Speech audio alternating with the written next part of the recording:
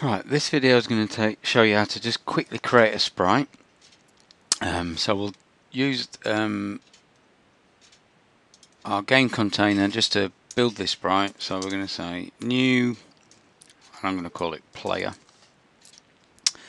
Now what I'm going to do is I'm going to give the player a start position.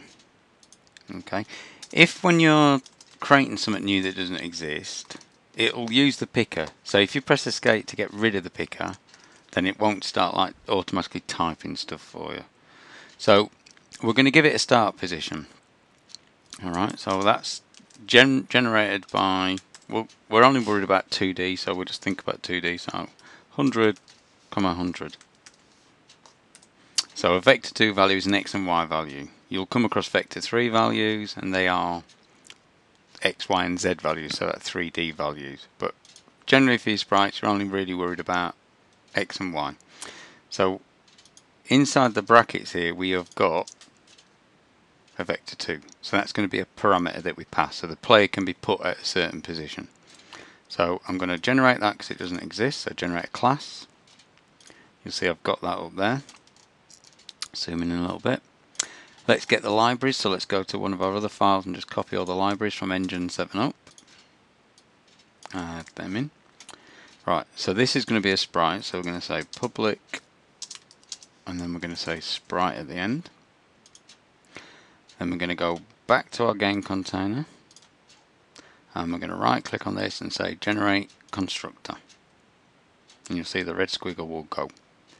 So let's find out what it's just created. So right click and say go to definition, and what you'll see is that it's added a load of code to accept that vector 2 value. It's called it vector 2 because it didn't know what reference point, but we're just going to call it start point, or whatever you want to call your start.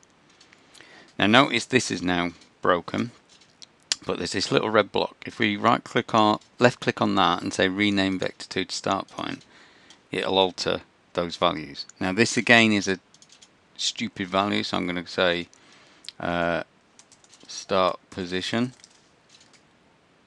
and again the little red blob comes up, so float over it, left click and do the rename, and you'll see that it's updated to the code for me.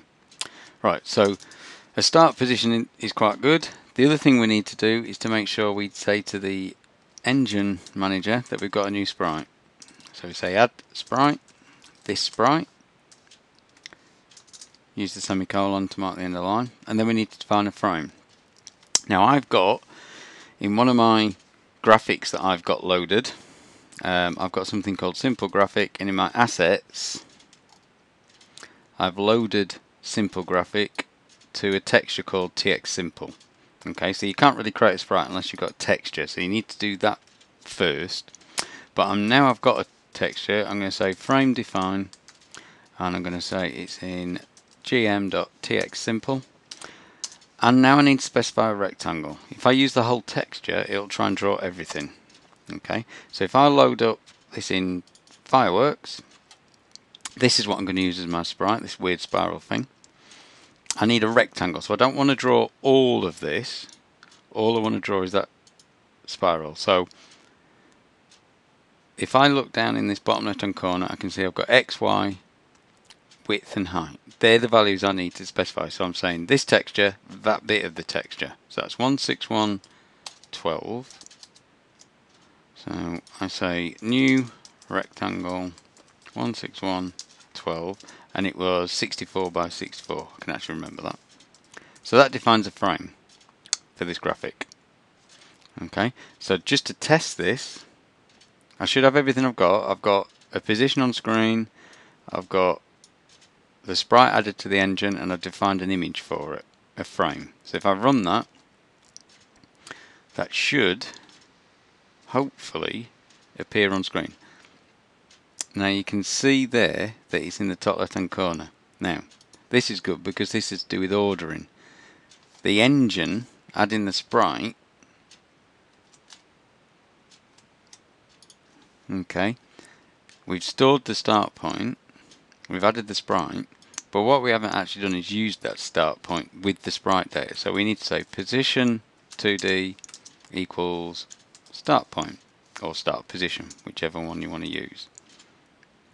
Okay, so by default 0, 0 is used unless you physically set the sprite's position. I'll show you a couple of different ways of setting the position in a sec. Right, it is under all that debug information, so let's turn that off so we can actually see what we're doing. Okay, so in game container, this is doing all the stuff to do with creating the tile map. Well, in mine it is, and creating this player. So what I'm going to do at the start of game container, I'm going to say gm.enginemanager.debug display equals debug.none, and that'll turn all the debugging off. So if you run it again, you'll actually be able to see the spiral. There you go, there's my spiral. Now what you can see is it's cropped, it's got some square bits to it. So that rectangle that Fireworks gave me was a bit bogus. So let's zoom in and see if we can find a more accurate. Yeah, I can see that it's chopped it off. So what I can do is if I use the rectangle tool and I draw a rectangle over my spiral, make sure you've got no line on, so make like line color transparent, and the text, you don't want a texture on the fill, so let's just make that 0. And then we'll make a transparent block. Now what we're going to do, when that goes white, we're going to try and match that up to the limits of our graphic. That looks reasonable for the top and left. Right, so we're going to use these numbers. So it's 1, 5, 8 and 9. And it actually, so if I go to my sprite, so right click, go to definition. I've forgotten what the numbers are, but this is a rectangle that I'm changing. Right, it was 70 by 70. Right, so going back, it was 1, 5, 8, 9. So 1, 5, 8, 9. Now what we mustn't do is leave that over the sprite. So we're just going to move it to the side. We're going to save that, but what I'm also going to do, so the spiral doesn't move, I'm going to lock it in Fireworks so it stays in place and I can't like move it around now. So save that again. Always check to see if you've got less asterisk there to see if your file's saved. Right, so we're using those new values. If we run it again, hopefully we won't get it all cropped off. Oh, there you go. So it's not cropped now. Alright, so that's the most basic sprite you can create.